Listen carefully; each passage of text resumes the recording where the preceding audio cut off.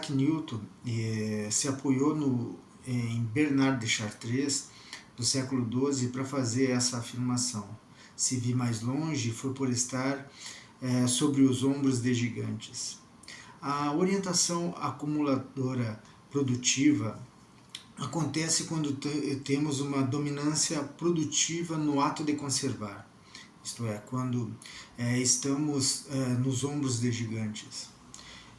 Ela é a persistência e a lealdade a tudo de melhor que a humanidade já construiu.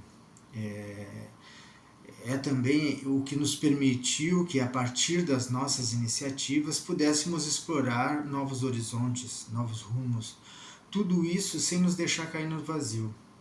Chegamos agora ao fim dessa jornada sobre as orientações de caráter em Erich Fromm, mas com uma lente nova. Vimos que a orientação de marketing não é apenas o mercado, é a nossa lei universal da troca e da abertura. Vimos também a orientação receptiva, é a nossa capacidade de acolher e confiar, seria a base do cuidado. E a exploradora é o motor que nos tira da inércia para transformar o mundo. Nenhuma dessas orientações são boas ou más por si só. Elas são ferramentas de cooperação que, quando em equilíbrio, formam uma orientação produtiva do caráter. Meu nome é Flávio Rodrigues, sou psicanalista e vou falar aqui sobre a última das 4 orientações de caráter que estão no livro Análise do Homem, de 1947, que é a orientação acumuladora do caráter social. A diferença entre o ato de conservar, que vamos ver aqui, e o conservadorismo da ultradireita é que o ato de conservar nos possibilita avançar para o novo, e o conservadorismo nos leva ao passado dos privilégios. A servidão voluntária, da qual fala o livro de 1941, de Erich Fromm, O Medo à Liberdade. Vamos pensar aqui a orientação acumuladora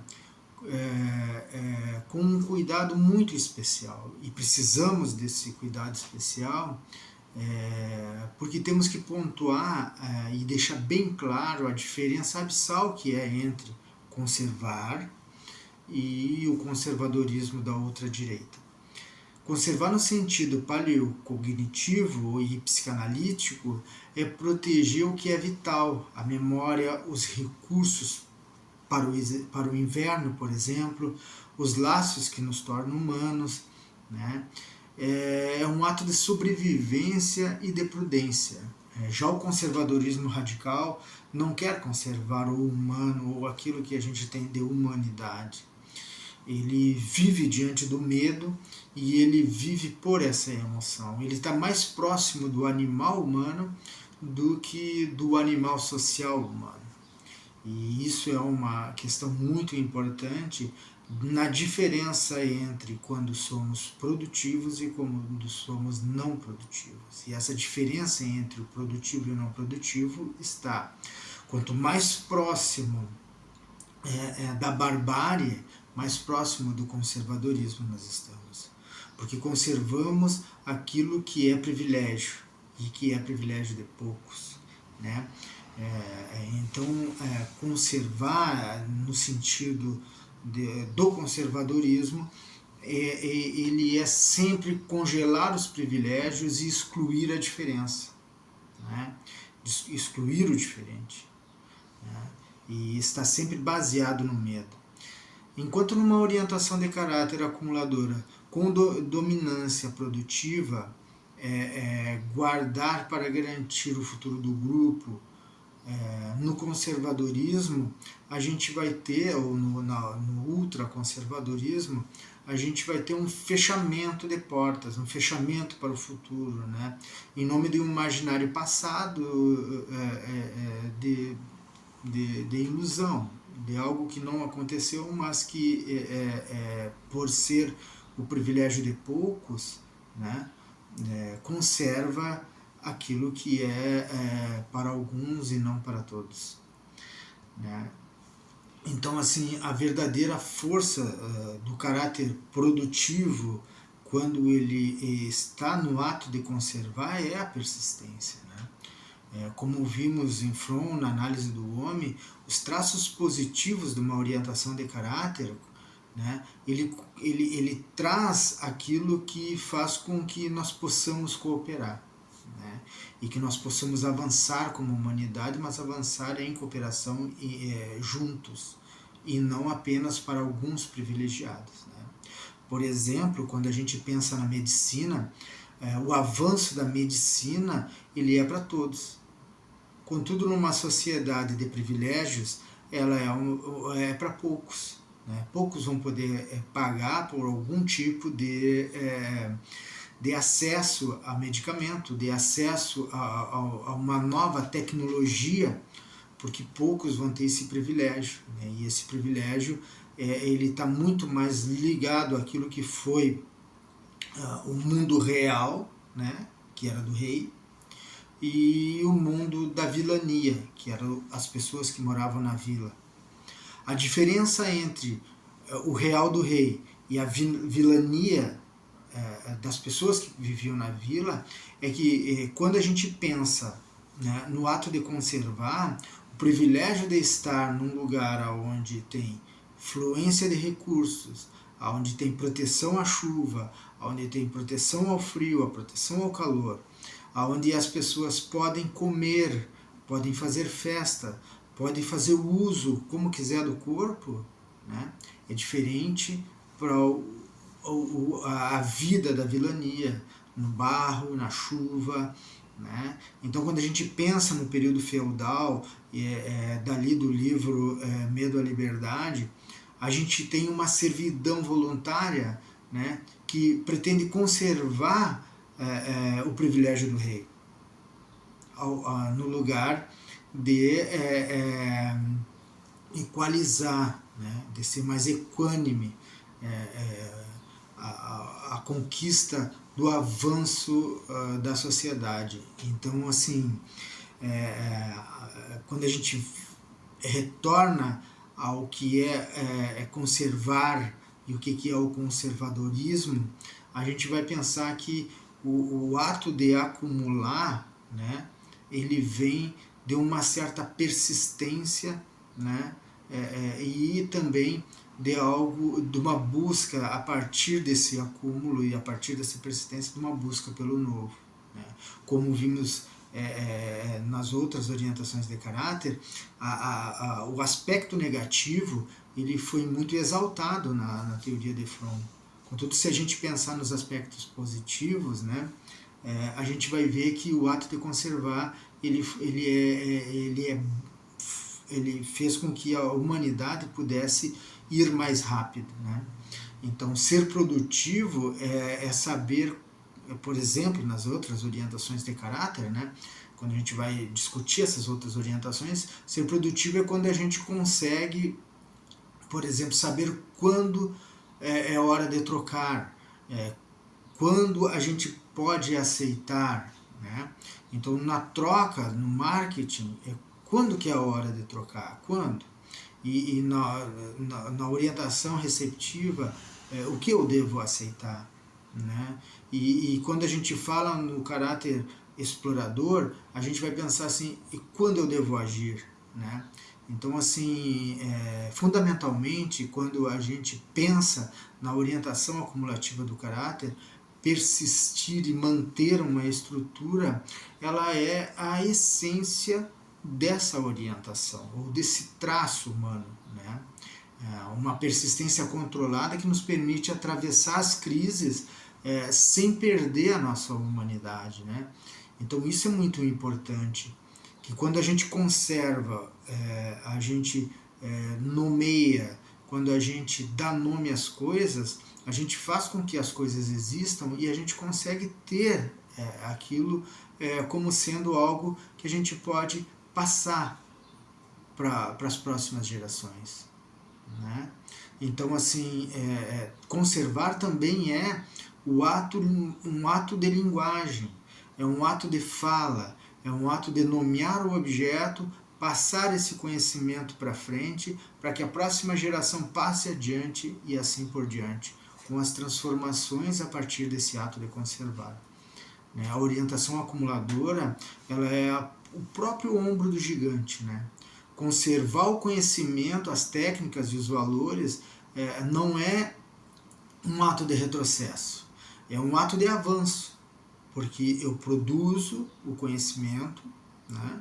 Eu conservo esse conhecimento e a partir daí as novas gerações vão poder usar esse conhecimento, vão poder facilitar a própria vida. Chegamos a um ponto, né, que a gente vai ter que pensar no conservar como sendo uma característica à sustentabilidade, porque a gente vai ter vários problemas energéticos e vários problemas climáticos, né? Já estamos vendo os problemas que se acumularam ao longo do tempo, mas que agora a orientação acumuladora seria a sustentabilidade, né? Então, sustentar para que a próxima geração possa se sustentar também. Então, quando a gente pensa hoje, a gente deve pensar não no retrocesso, de um avanço explorador, né, um caráter não produtivo, em que o novo é a destruição. E isso não é novo, isso é o passado. Se antigamente não tínhamos tecnologias para avançar sem destruir, hoje nós temos tecnologia que faz com que a gente possa avançar sem precisar destruir. E essa a diferença é pelo acúmulo de conhecimento que temos até hoje. Então, quando a gente pensa na humanidade, na evolução humana, a gente pode hoje equiparar o ato de conservar a sustentabilidade. Diferente do que pensa um reacionário, onde o ato de conservar é a destruição, a exploração e a conservação dos privilégios para poucos. Quando a gente pensa no real da realeza e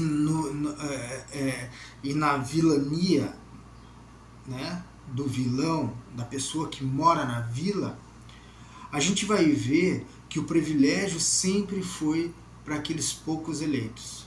Num primeiro lugar, numa sociedade patriarcal da qual a gente vive, judaico-cristã, com um pensamento grego-romano, a gente vai ver que o conservar é conservar o privilégio, né? Por exemplo, um rei, né, um pai, um padre, um patriarca.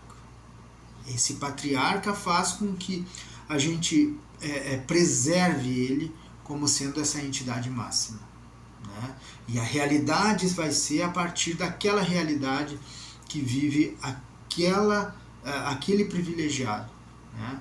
Então, assim, tudo que ele faz é um privilégio, e ele pode fazer porque ele tem a bênção, né? Então, esse reacionarismo, esse retorno a um passado muito distante, não pode ser aceito.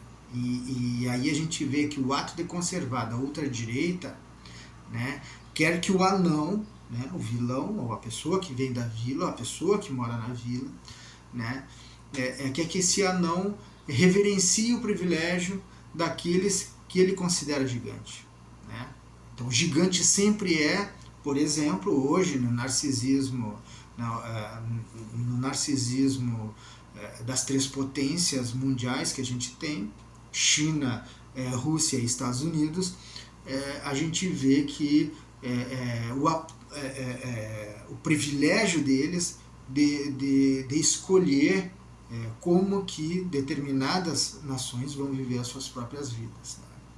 No caso da Rússia, o ataque às antigas nações que faziam parte da União Soviética, no caso da China, Taiwan, e no caso dos Estados Unidos agora, a apropriação indébita da América Latina, da Groenlândia e do Canadá. Esse privilégio, essa consideração de privilégio desses gigantes, né, são gigantes considerados, né, e não aquilo que a gente vai pensar sobre o ato de conservar. O ato de conservar, ele vai além de conservar apenas o gigante. Ele vai conservar a humanidade, né? Ele vai apoiar a humanidade para que essa humanidade possa, enfim, florescer de uma forma digna para todos, né? E isso é algo que a gente deveria pensar, o ato de conservar com o ato de ser sustentável, porque ser sustentável é a longo prazo, e isso quer dizer que eu preciso conservar as matas, conservar as águas, conservar o ar, né? E buscar formas de energia, ou formas de captação de energia diferentes da que a gente vem até hoje tendo acesso. Então, a psicanálise social, ela vai observar as orientações do caráter social a partir do ponto de vista de que existe um adoecimento coletivo, e isso a gente vai chamar de patologia da normalidade. Discutiremos isso à frente, mas vamos trazer aqui para dentro dessa orientação acumulativa, em que a sustentabilidade, ela não é mais algo a ser pensado para o futuro, mas ela é algo a ser pensado para o agora. Porque pessoas vão morrer, cidades vão desaparecer pela falta de sustentabilidade, né? Doenças vão ocorrer pela falta de sustentabilidade. Então, o ato de conservar dentro de uma orientação de caráter social, que é algo importante que a gente possa pensar, ela tem a ver com a sustentabilidade, ou seja, a orientação de caráter acumuladora, ela tem a ver hoje com a sustentabilidade. E a gente persistir nessa insistência de que precisamos viver melhor e conviver melhor com o mundo como ele está, né? Pensando no mundo que a gente quer, né? Porque já chegamos num ponto de inflexão, né? Então, o caráter produtivo, ao contrário, ele se apoia em ombro daqueles que realmente são gigantes, né? Que dão suporte para uma vida futura, para uma visão futura, e não para um abandono, né? Não um abandono, por exemplo, da Terra para ir viver em outro planeta, né? Então não vamos mais conservar esse planeta, né?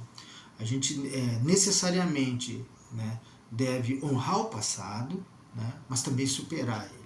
Né? O nosso passado já está superado. Nós não podemos, por exemplo, acabar com a Amazônia legal, né? Não tem como explorar ela e acabar com ela. Nós precisamos conservar. Então, assim, a humildade e a persistência que nos demonstrou Isaac Newton, né, quando ele usa essa frase, né, que ele só poderia ser quem ele é porque ele estava apoiado em muita ciência. Ele descobriu o que ele descobriu porque ele estava apoiado em muita ciência. Também demonstra que a orientação acumuladora do caráter social, ela também demonstra um tipo de sobriedade e um tipo de controle do que a gente pode prever para o futuro, né? Então,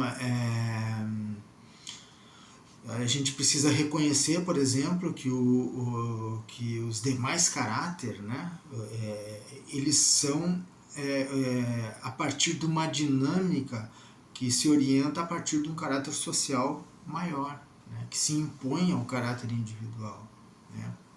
Então, assim, se a gente tem um caráter explorador de marketing, traz ideias novas e rompe com aquilo que já está acontecendo e avança para um futuro, né? Contudo, eles dependem, né, de estruturas sólidas para se apoiar, né? Até mesmo para romper os paradigmas já existentes, né?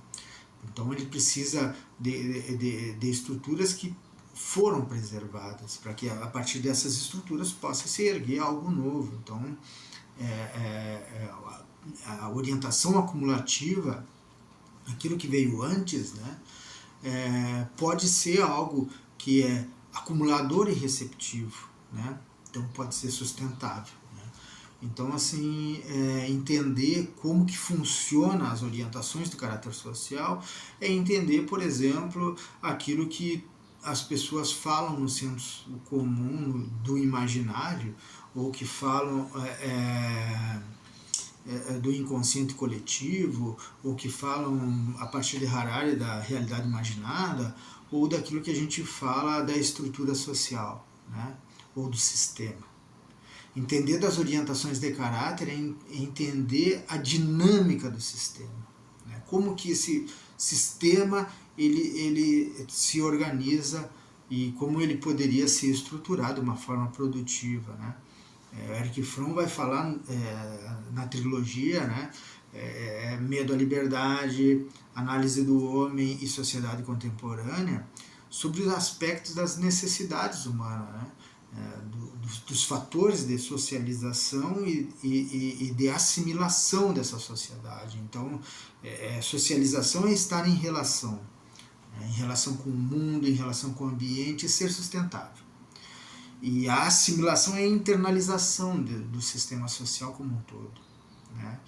Então, eu espero ter ajudado a vocês entenderem um pouco mais sobre o que é a psicanálise social, ou o que é aquilo que o Erich Fromm propõe como psicanálise humanista, né?